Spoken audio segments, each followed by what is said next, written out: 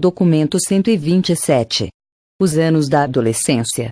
À medida que entrava nos anos de adolescência, Jesus viu-se como o dirigente único de uma grande família e como o seu único suporte. Uns poucos anos depois da morte do seu pai, todas as propriedades deles tinham sido perdidas. Com o passar do tempo, mais consciente ele ficava da sua preexistência. E, ao mesmo tempo, passou a compreender mais plenamente que estava presente na terra e na carne com o propósito expresso de revelar o seu Pai do paraíso aos filhos dos homens. Nenhum adolescente que haja vivido ou que irá jamais viver neste, ou em qualquer outro mundo, teve ou terá problemas mais graves a resolver ou dificuldades mais intrincadas para desembaraçar. Nenhum jovem de Urântia jamais será convocado a passar por conflitos mais angustiantes e por provas mais duras do que Jesus, nestes árduos anos entre os seus 15 e os 20 anos de idade. Tendo, pois, conhecido a experiência real de viver esses anos da adolescência em um mundo assediado pelo mal e atormentado pelo pecado, o Filho do Homem adquiriu todo o conhecimento sobre a experiência de vida dos jovens de todos os reinos de Nebadon e assim, para sempre, ele tornou-se o refúgio de compreensão para os adolescentes angustiados e perplexos de todas as idades e em todos os mundos do universo local. Lentamente, mas com segurança e por meio de uma experiência real, esse Filho Divino está conquistando o direito de tornar-se o soberano do seu universo, o dirigente supremo e inquestionável de todas as inteligências criadas em todos os mundos do universo local, e um refúgio de compreensão para todos os seres, de todas as idades e graus de dons pessoais e de experiência. O 16º ano. DC. O Filho encarnado passou pela meninice e experimentou uma infância sem nada de extraordinário. Então, emergindo daquele período de transição cheio de provações, entre a infância e a juventude, tornou-se o Jesus adolescente. Nesse ano, alcançou a sua estatura física definitiva. Era um jovem formoso e viril. Tornou-se cada vez mais sóbrio e circunspecto, mas era compassivo e amável. Os seus olhos eram doces, mas inquisidores.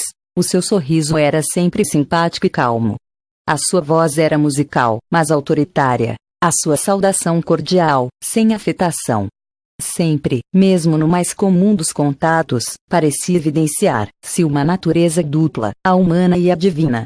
E, sempre, demonstrava a combinação da compaixão do amigo e a autoridade do mestre. E esses traços de personalidade cedo se tornaram manifestos, mesmo nos anos adolescentes. Esse jovem forte e robusto fisicamente também teve o crescimento pleno do seu intelecto humano. Não a experiência total do pensamento humano, mas a plenitude da capacidade para o desenvolvimento intelectual. Ele possuía um corpo saudável e bem proporcional, uma mente penetrante e analítica, uma disposição simpática e gentil, um temperamento flutuante, de um certo modo, mas ativo, e tudo isso estava tornando-se organizado em uma personalidade forte, tocante e atraente. Com o tempo, tornou-se mais difícil para sua mãe e para seus irmãos compreendê-lo. Eles tropeçavam no que ele dizia e interpretavam mal o que fazia. Não estavam preparados para compreender a vida do irmão mais velho, porque a sua mãe havia dado-lhes a entender que Jesus estivesse destinado a tornar-se o libertador do povo judeu. Depois que essas indicações foram dadas por Maria como uma confidência de família, imaginai a confusão deles quando Jesus negava francamente todas essas ideias e intenções. Nesse ano, Simão entrou para a escola, e foram obrigados a vender outra casa. Tiago, agora, encarregava-se de ensinar as suas 3 irmãs, 2 das quais tinham já idade suficiente para começar a estudar seriamente. Tão logo Ruth cresceu, foi confiada às mãos de Miriam e de Marta. Comumente as meninas das famílias judias recebiam pouca educação, mas Jesus era da opinião, com o que a sua mãe concordava, de que as meninas deviam ir à escola como os garotos e, já que a escola da sinagoga não as receberia, nada havia a fazer senão dar aulas especiais em casa para elas. Durante esse ano, Jesus ficou confinado à sua bancada de trabalho. Felizmente tinha bastante trabalho. e o que fazia era de uma qualidade tão superior que nunca ficava sem ter o que fazer, não importa quão escasso ficasse o trabalho naquela região. Por vezes tinha tanta coisa para fazer que Tiago lhe ajudava. Lá pelo fim desse ano, ele havia já decidido que, depois de criar todos e de vê-los casados, iniciaria publicamente o seu trabalho de mestre da verdade como um revelador do Pai Celeste ao mundo. Sabia que não iria tornar-se o esperado Messias judeu, e concluiu que era quase inútil discutir essa questão com sua mãe. E decidiu permitir-lhe alimentar as ideias que quisesse, pois tudo o que ele havia dito no passado pouco ou nenhum efeito tivera sobre ela, além do que se lembrava de que o seu pai nunca tinha sido capaz de dizer nada que mudasse a opinião dela. Desse ano em diante, ele passou a falar cada vez menos com a sua mãe e com todos os outros, sobre os seus problemas. A sua missão era tão singular que a nenhum ser vivo na Terra era possível dar-lhe conselhos sobre como cumpri-la. Ainda que muito jovem, era um pai real para a família. Passava cada hora possível com os mais jovens e, de fato, eles o amavam. Sua mãe afligia-se de vê-lo trabalhando tão duramente. Lamentava que ficasse, dia após dia, labutando na bancada de carpinteiro, ganhando a vida para a família, em vez de estar, como tão carinhosamente haviam planejado, em Jerusalém estudando com os rabinos. Mesmo havendo tanta coisa no seu filho que Maria não conseguia entender, ela o amava e apreciava profundamente a boa vontade com a qual ele assumia a responsabilidade da casa. O 17º ano. D.C. Nessa época houve uma considerável agitação, especialmente em Jerusalém e na Judéia, uma rebelião contra o pagamento de impostos a Roma. Estava surgindo um forte partido nacionalista, que logo seria chamado de Zelote.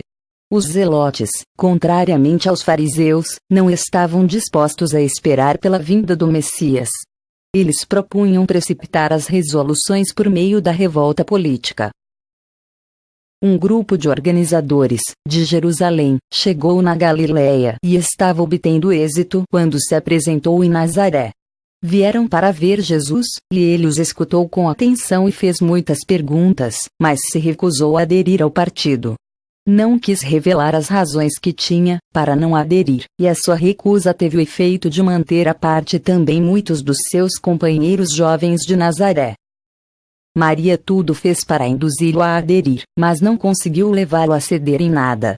Ela chegou mesmo a insinuar que a recusa, em aceder ao pedido dela, de abraçar a causa nacionalista, fosse insubordinação dele, uma violação da sua promessa, feita ao voltarem de Jerusalém, de que ele seria obediente aos seus pais. Contudo, em resposta a essa insinuação, ele apenas colocou gentilmente a mão no ombro dela e, olhando em seu rosto, disse: "Minha mãe, como pudeste?" E Maria retratou-se. Um dos tios de Jesus, Simão, irmão de Maria, havia já aderido a esse grupo, tornando-se depois oficial na divisão da Galiléia. E, durante vários anos, houve algo como um estranhamento entre Jesus e o seu tio. No entanto, outras encrencas mais começaram a acontecer em Nazaré. A atitude de Jesus, nessas questões, havia gerado uma cisão entre os jovens judeus da cidade. Cerca da metade estava ligada à organização nacionalista, e a outra metade começou a formar um grupo de oposição, de patriotas moderados, esperando que Jesus assumisse a liderança. E ficaram estupefatos quando Jesus recusou a honra que lhe havia sido oferecida, dando como desculpa suas pesadas responsabilidades familiares, coisa que todos admitiram. Mas a situação ficou ainda mais complicada quando, pouco depois, um judeu abastado, Isaac, que emprestava dinheiro aos gentios, adiantou-se, concordando em sustentar a família de Jesus, se ele deixasse as suas ferramentas e assumisse a liderança desses patriotas de Nazaré.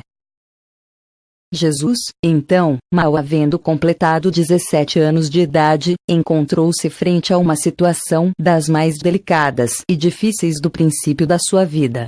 As questões de patriotismo, especialmente quando complicadas por uma opressão estrangeira na coleta de impostos, são sempre difíceis de lidar para os líderes espirituais, e sem dúvida assim se deu nesse caso, já que a religião judaica encontrava-se envolvida em toda essa agitação contra Roma.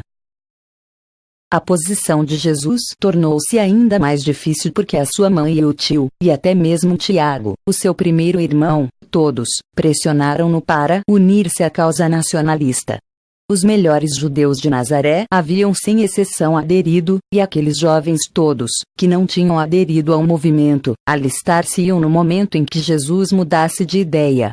Ele não possuía senão um conselheiro sábio, em toda Nazaré, e este era o Jason, o seu velho professor, o qual lhe aconselhou sobre a sua decisão ao comitê dos cidadãos de Nazaré, quando viessem perguntar-lhe sobre a sua resposta ao apelo público que havia sido feito.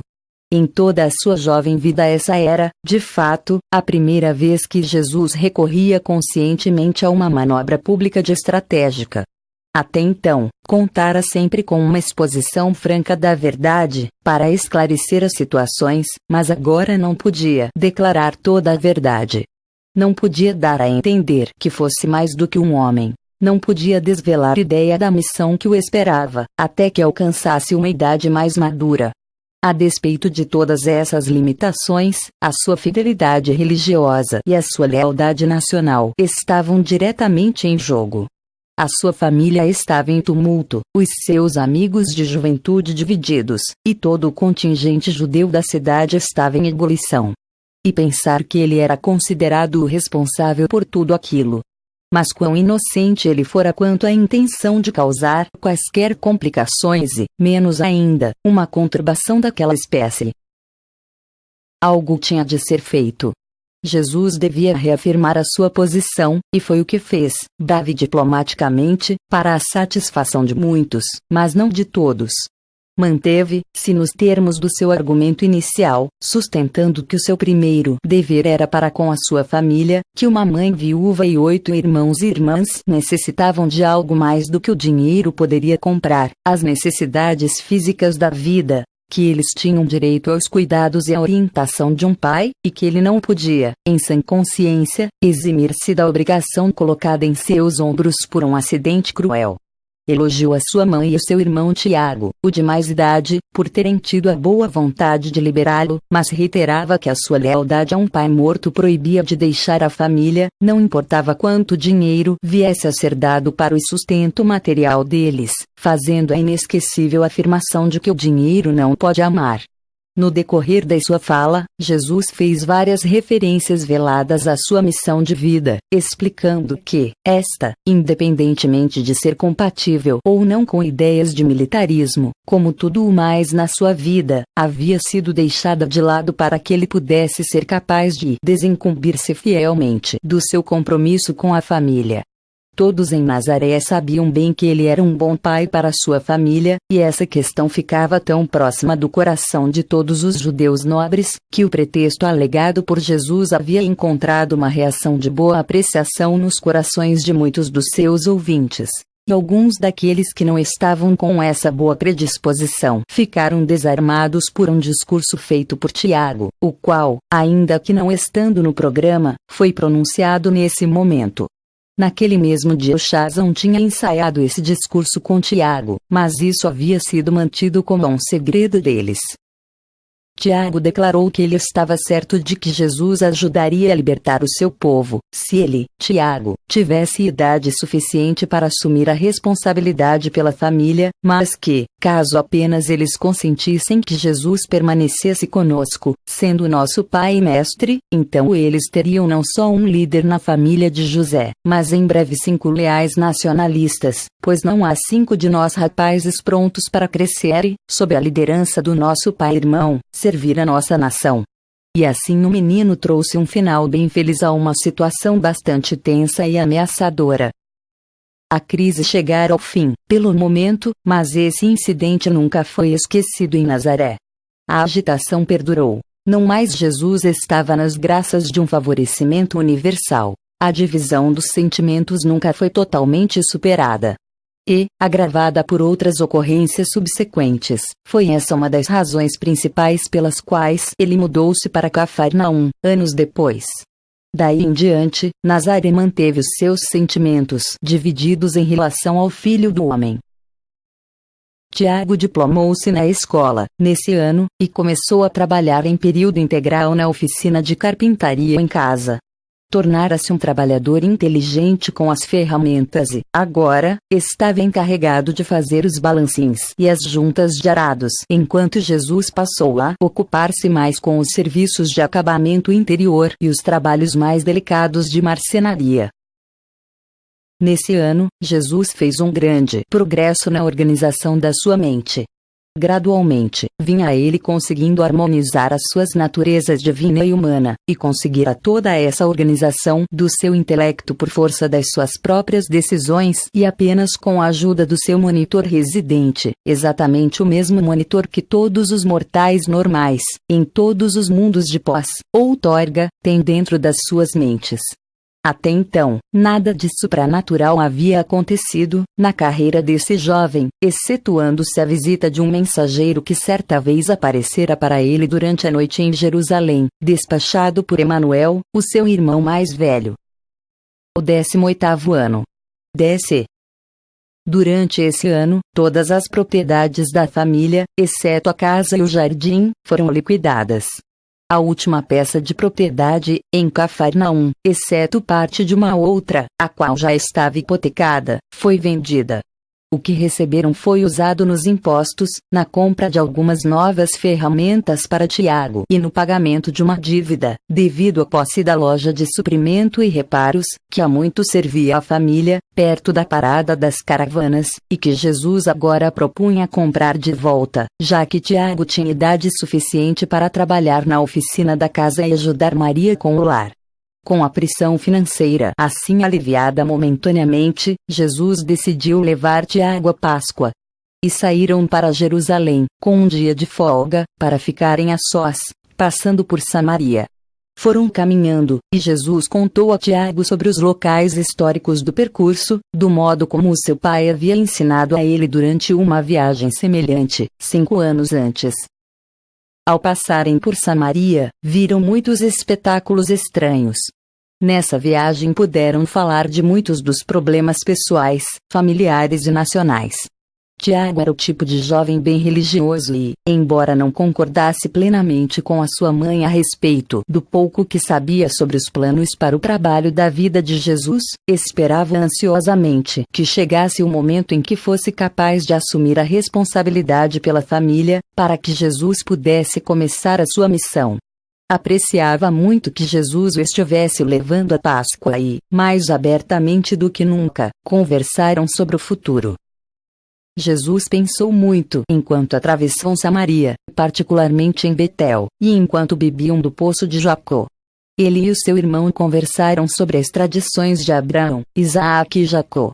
Jesus empenhou-se muito em preparar Tiago para aquilo que este devia testemunhar em seguida em Jerusalém, procurando assim minimizar o impacto que ele próprio experimentara na sua primeira visita ao templo.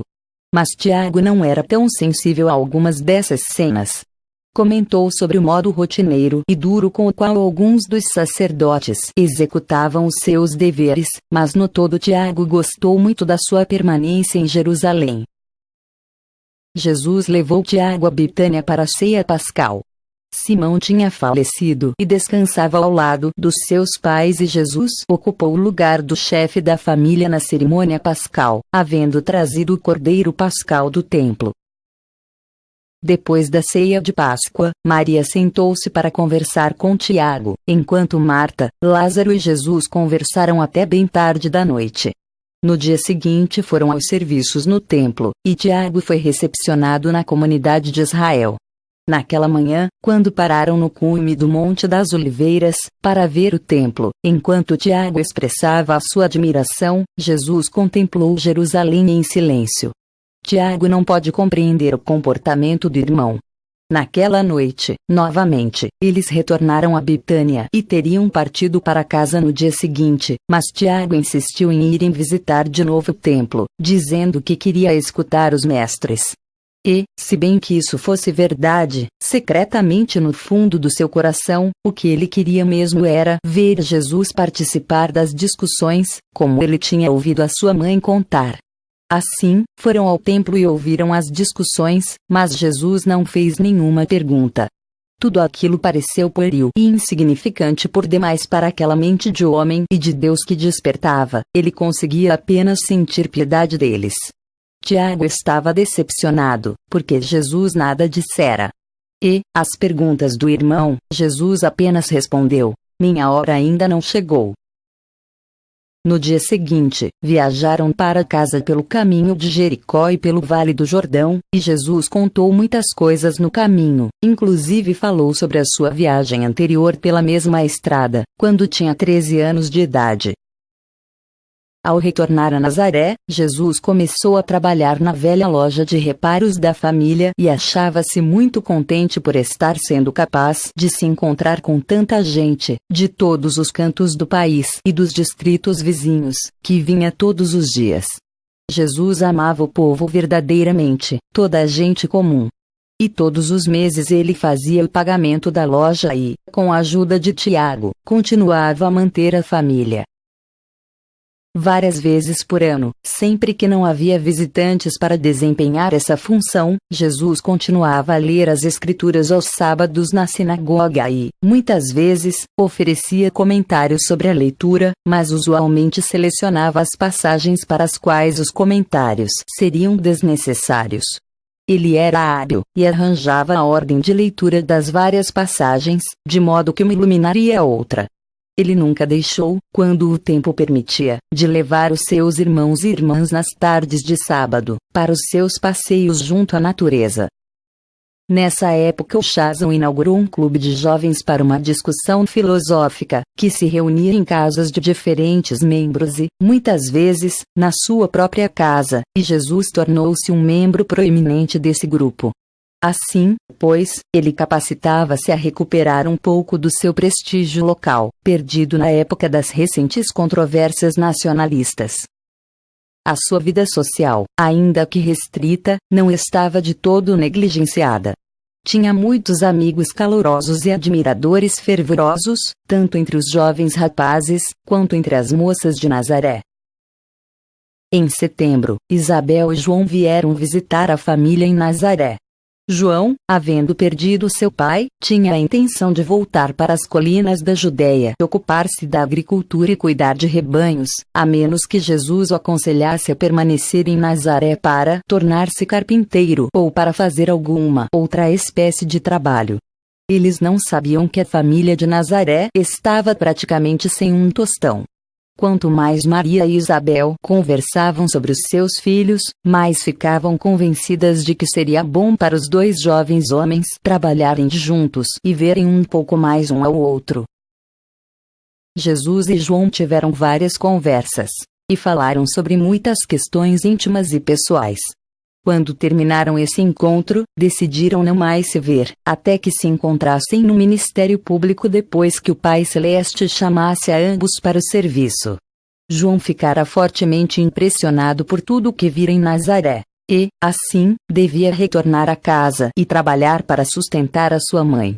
Estava convencido de que seria uma parte da missão da vida de Jesus, mas percebeu que Jesus deveria ocupar-se, por muitos anos ainda, com a criação da sua família. E assim, pois, ele ficava mais contente ainda por retornar à sua casa e estabelecer-se, cuidando da pequena fazenda deles e atendendo às necessidades da sua mãe.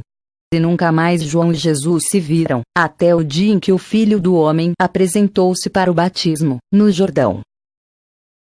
No dia de dezembro desse ano, um sábado, à tarde, pela segunda vez, a morte atingiu essa família de Nazaré. O pequeno Amós, o irmão ainda bebê, morreu depois de ficar doente por uma semana, com uma febre alta. Depois de passar o tempo da tristeza, mantendo seu primogênito como único apoio, Maria afinal, no sentido mais pleno, reconheceu Jesus como sendo realmente o chefe da família. E ele estivera realmente sendo digno de sê-lo. Por 4 anos o padrão de vida deles declinou de fato. Ano após ano sentiram o aperto crescente da pobreza. No final deste ano enfrentaram uma das mais difíceis experiências de todas as suas árduas lutas. Tiago não havia ainda começado a ganhar bem, e as despesas de um funeral, somadas a todo o restante, vinha consterná-los ainda mais. Jesus, todavia, diria apenas à sua mãe, ansiosa e triste: Mãe Maria, a tristeza não vai nos ajudar. Estamos todos dando o melhor de nós, e o sorriso da mãe bem que poderia nos inspirar a fazermos ainda melhor. Dia a dia somos fortalecidos para essas tarefas, pela nossa esperança de dias melhores que virão. O seu otimismo sólido e prático era verdadeiramente contagiante. Todas as crianças viviam em uma atmosfera de antecipação de tempos melhores e de coisas melhores. E a coragem esperançosa de Jesus contribuiu poderosamente para desenvolver neles um caráter forte ou nobre, a despeito da pobreza deprimente que atravessavam. Jesus possuía a capacidade de mobilizar efetivamente todos os seus poderes de mente, alma e corpo, para a tarefa imediatamente à mão. Era capaz de concentrar a sua mente em profundos pensamentos, no problema que queria resolver, e isso, junto com a sua paciência inexaurível, fazia-o capaz de resistir serenamente às provações de uma existência mortal difícil, de viver como se estivesse vendo aquele que é invisível. O 19º ano. Desce. Nessa época, Jesus e Maria estavam entendendo-se muito melhor. Ela considerava, o menos como um filho. Ele havia transformado-se mais em um pai para os filhos dela. A vida de cada dia estava repleta de dificuldades práticas e imediatas. E falavam menos frequentemente da obra da vida dele, com o passar do tempo, e o pensamento de cada um deles estava devotado de ambas as partes ao sustento e à criação da família de 4 garotos e 3 meninas. No começo desse ano, Jesus havia conquistado totalmente a aceitação da sua mãe para os seus métodos na educação das crianças, o estímulo positivo para que fizessem o bem, em lugar do velho método judeu de proibir de fazer o mal. Na sua casa, e em toda a sua carreira de ensinamento público, Jesus invariavelmente empregou a forma positiva de exortação. Sempre, e em todos os lugares, ele dizia: tu devias fazer isso, deverias fazer aquilo. Ele nunca empregava um modo negativo de ensinar, que se derivava de tabus antigos. Ele evitava colocar ênfase no mal, proibindo-o, e ao mesmo tempo exaltava o bem por exigir que ele fosse feito. A hora da prece no lar era a ocasião para discutir toda e qualquer coisa relativa ao bem-estar da família. Jesus tão sabiamente disciplinou os seus irmãos e irmãs, desde a mais tenra idade, que pouca ou quase nenhuma punição jamais se fazia necessária para assegurar a obediência pronta e sincera deles. A única exceção era Judá, a quem, em diversas ocasiões, Jesus julgou necessário impor penalidades, pelas suas infrações às regras da casa. Em 3 ocasiões, quando foi considerado sábio punir Judá por violações deliberadas e confessas das regras de conduta da família, a sua punição foi fixada por decisão unânime dos irmãos mais velhos, sendo consentida pelo próprio Judá, antes de ser ministrada. Ao mesmo tempo em que Jesus era muito metódico e sistemático, em tudo o que fazia, havia também, em todas as suas decisões administrativas, uma elasticidade saudável e benevolente de interpretação e uma individualidade de adaptação que impressionavam muito a todas as crianças, pelo espírito de justiça com que atuava o seu pai e irmão.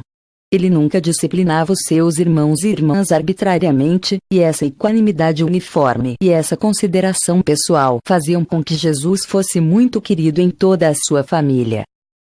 Tiago e Simão cresceram tentando seguir o plano de Jesus, de aplacar os seus companheiros belicosos, e, algumas vezes irados, pela persuasão e pela não resistência, no que haviam tido bastante êxito. Mas José e Judá, ao mesmo tempo em que consentiam nessa educação em casa, apressavam-se em defender a si próprios, quando atacados pelos seus camaradas. Judá em particular era culpado de violar o espírito desses ensinamentos. A não resistência, porém, não era uma regra da família. Nenhuma penalidade estava relacionada à violação dos ensinamentos pessoais. Em geral, todas as crianças, particularmente as meninas, consultavam Jesus sobre os problemas da sua infância e confiavam nele exatamente como teriam feito com um pai afeiçoado. Tiago crescia como um jovem bem equilibrado e de temperamento equilibrado, mas ele não era inclinado, como Jesus, para a espiritualidade. Era um estudante melhor do que José, o qual, ainda que sendo um trabalhador fiel, tinha uma mente ainda menos espiritualizada. José era laborioso e não tinha aptidões intelectuais, no mesmo nível das outras crianças. Simão era um menino bem intencionado, mas muito sonhador. Ele foi lento para se estabelecer na vida e era a causa de uma ansiedade considerável para Jesus e Maria. Mas foi sempre um menino bom e bem intencionado. Judá era um pavio de fogo. Possuía o mais alto dos ideais, mas tinha um temperamento pouco estável.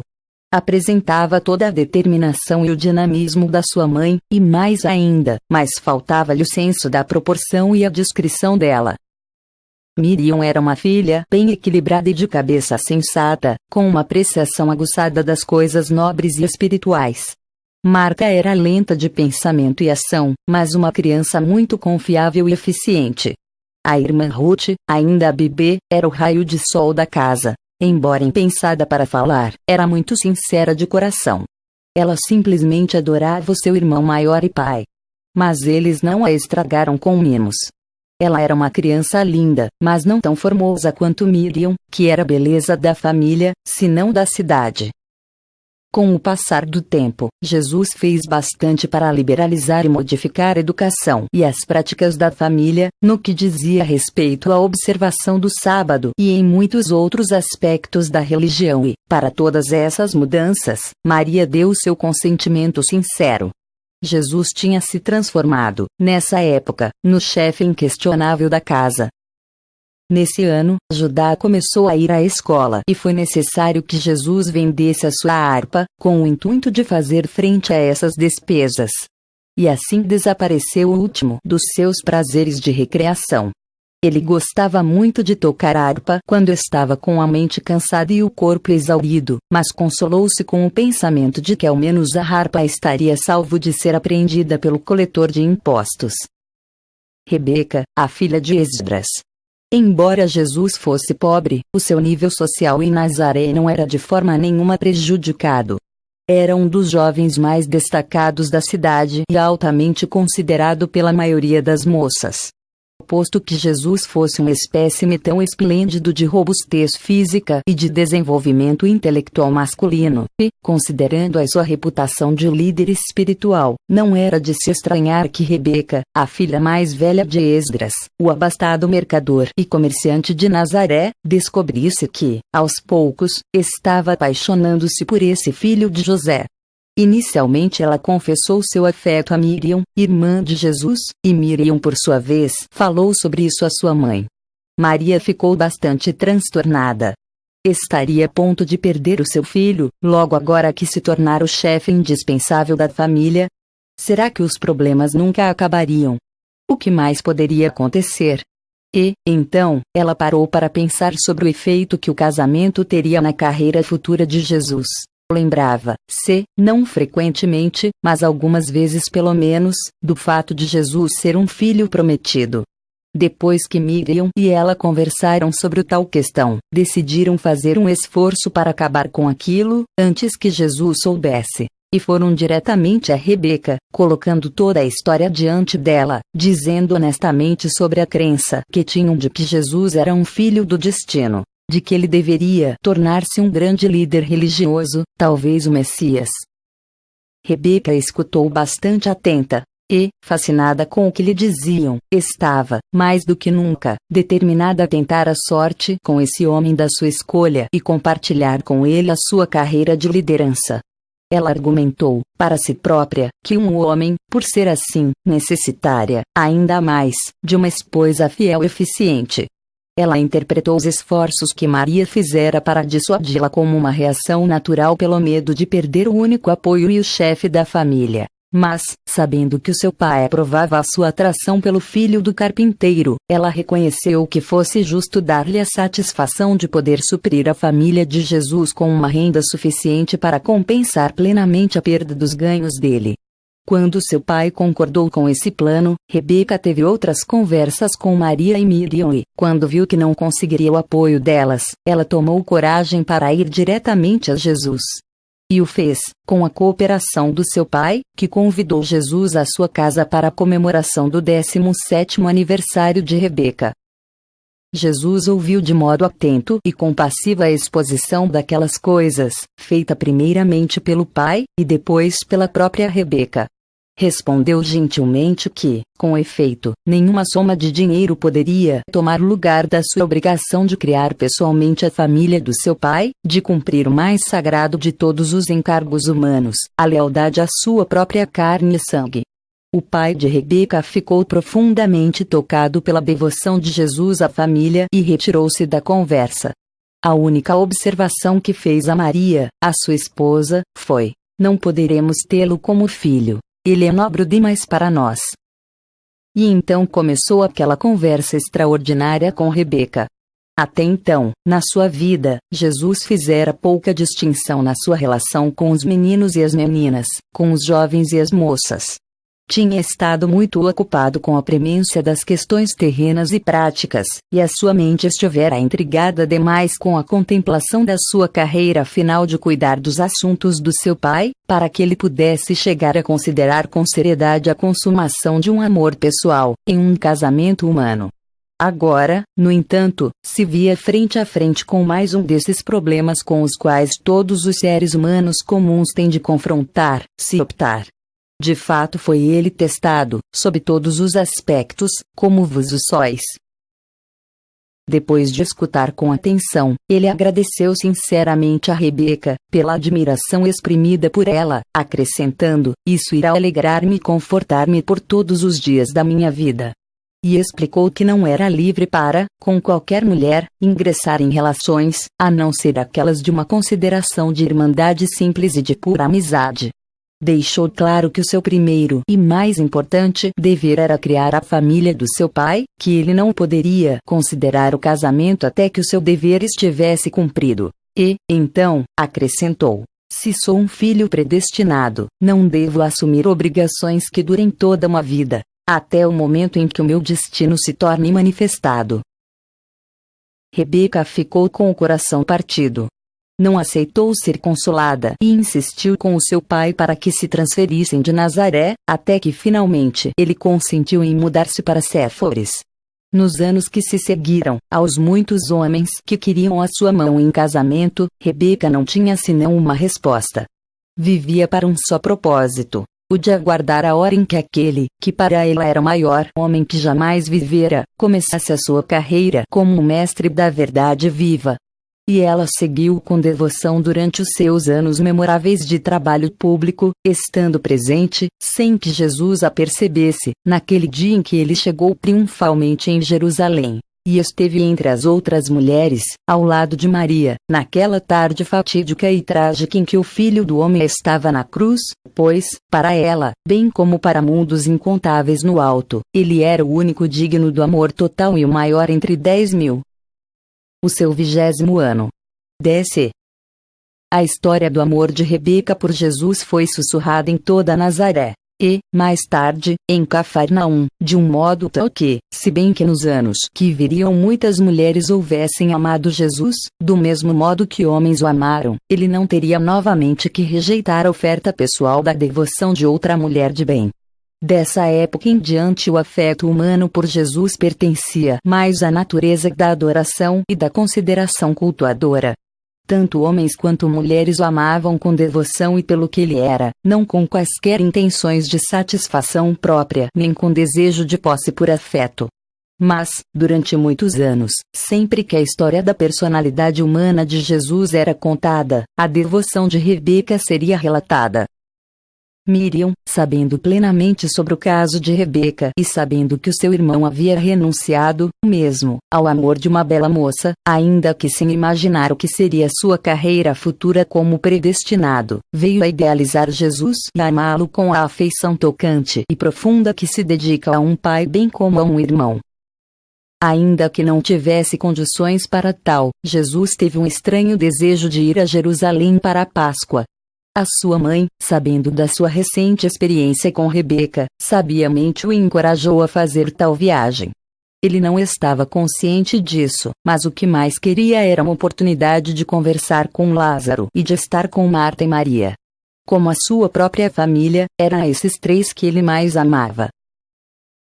Ao fazer essa viagem a Jerusalém, ele foi pelo caminho de Meguido, Antipatris e Lida, em parte seguindo pela mesma rota pela qual tinha passado quando, do seu retorno do Egito, havia sido trazido de volta a Nazaré. Gastou 4 dias para ir à Páscoa e refletiu bastante sobre os acontecimentos passados, que tinham tido lugar em Meguido e nos seus arredores, campo de batalha internacional da Palestina. Jesus passou por Jerusalém, parando apenas para olhar o templo e as multidões de visitantes. Teve uma aversão estranha e crescente por esse templo construído por Herodes, com o seu sacerdócio designado politicamente. Ele queria mais que tudo ver Lázaro, Marta e Maria. Lázaro tinha a mesma idade de Jesus e agora era o chefe da casa. Na época dessa visita, a mãe de Lázaro havia morrido também. Marta era 1 ano e pouco mais velha que Jesus, enquanto Maria era 2 anos mais nova. E Jesus era o ideal, idolatrado por todos os três. Nessa visita ocorreu uma das suas manifestações periódicas de rebelião contra a tradição, a expressão do ressentimento por aquelas práticas cerimoniais que Jesus considerava representarem mal o seu Pai do céu. Não sabendo que Jesus estava vindo, Lázaro havia arranjado para celebrar a Páscoa com amigos, em uma aldeia vizinha, na estrada de Jericó. Jesus então propôs que celebrassem a festa onde eles estavam, na casa de Lázaro. Mas, disse Lázaro, não temos um cordeiro pascal. E então Jesus começou uma dissertação prolongada e convincente, para mostrar que o Pai no céu não estava verdadeiramente interessado nesses rituais infantis e sem sentido. Depois de uma prece solene e fervorosa, eles levantaram-se e Jesus disse: Deixai que as mentes pueris e obscuras do meu povo sirvam ao seu Deus como Moisés mandava. É bom que o façam, mas nós, que vimos a luz da vida, cessemos de aproximar-nos do nosso Pai pelo caminho escuro da morte. Sejamos livres no conhecimento da verdade do amor eterno do nosso Pai eterno. Naquele anoitecer, à hora do crepúsculo, esses 4 assentaram-se e partilharam a primeira festa da Páscoa jamais celebrada por devotos judeus sem o cordeiro pascal. O pão sem levedo e o vinho haviam sido preparados para essa Páscoa e, esses símbolos aos quais Jesus chamou de o pão da vida e a água da vida, ele os serviu aos seus companheiros e eles comeram, adequando-se solenemente aos ensinamentos que acabavam de ser ministrados. Jesus passou então a ter o hábito de fazer esse ritual de sacramento quando, depois disso, fazia visitas a Betânia. Quando voltou para casa, contou tudo isso à sua mãe. Ela ficou chocada, inicialmente, mas gradualmente conseguiu compartilhar do ponto de vista dele. Entretanto, ficou muito aliviada quando Jesus assegurou-lhe que não tinha a intenção de introduzir essa nova ideia da Páscoa na própria família. Em casa, com as crianças, ele continuou, ano após ano, a comer durante a Páscoa segundo a lei de Moisés. Foi durante esse ano que Maria teve uma longa conversa com Jesus sobre o casamento. Ela perguntou-lhe francamente se ele se casaria, caso ficasse livre das suas responsabilidades para com a família. Jesus explicou a ela que, posto que o dever imediato proibia o seu casamento, ele não havia pensado muito nisso. E expressava-se como se duvidasse de que jamais fosse chegar ao ponto de contrair matrimônio. E disse que essas coisas deviam esperar a minha hora, o momento em que o trabalho do meu pai deve ser iniciado. Tendo já estabelecido na sua mente que não seria pai de crianças na carne, pouquíssimo havia pensado sobre a questão do casamento humano. Nesse ano, Jesus retomou a tarefa de fundir mais ainda suas naturezas mortal e divina, em uma individualidade humana única e efetiva. E continuou a crescer em estatura moral e em compreensão espiritual. Embora todas as propriedades de Nazaré, exceto a casa deles, houvessem já sido liquidadas, nesse ano receberam uma pequena ajuda financeira, da venda de uma pequena participação em uma propriedade em Cafarnaum. Essa era a última de todas as propriedades imobiliárias de José. Esse negócio imobiliário em Cafarnaum foi feito com um construtor de barcos de nome Zebedeu. José graduou-se na escola da sinagoga, nesse ano, e preparou-se para começar a trabalhar na pequena bancada na oficina de carpinteiro da casa. Apesar de as propriedades do pai deles haverem acabado, surgia a perspectiva de poderem lutar com êxito contra a pobreza, já que 3 dos filhos agora trabalhavam regularmente. Rapidamente Jesus está tornando-se um homem feito, não apenas um jovem, mas um adulto. Aprende a suportar a responsabilidade, e já sabe como perseverar na presença de decepções. Comporta-se bravamente, quando os seus planos são contrariados e os propósitos temporariamente derrotados. Aprende como ser equânime e justo, mesmo diante da injustiça. Está aprendendo como ajustar os seus ideais da vida espiritual às demandas práticas da existência terrena. Aprende como planejar a realização de uma meta mais elevada e distante, de idealismo, enquanto labuta honestamente para a realização de um fim de alcance mais imediato, por necessidade. Com desenvoltura avança na arte de ajustar as suas aspirações às demandas banais da condição humana. Já conquistara praticamente a mestria da técnica de utilizar a energia do impulso espiritual para fazer girar o mecanismo da realização material.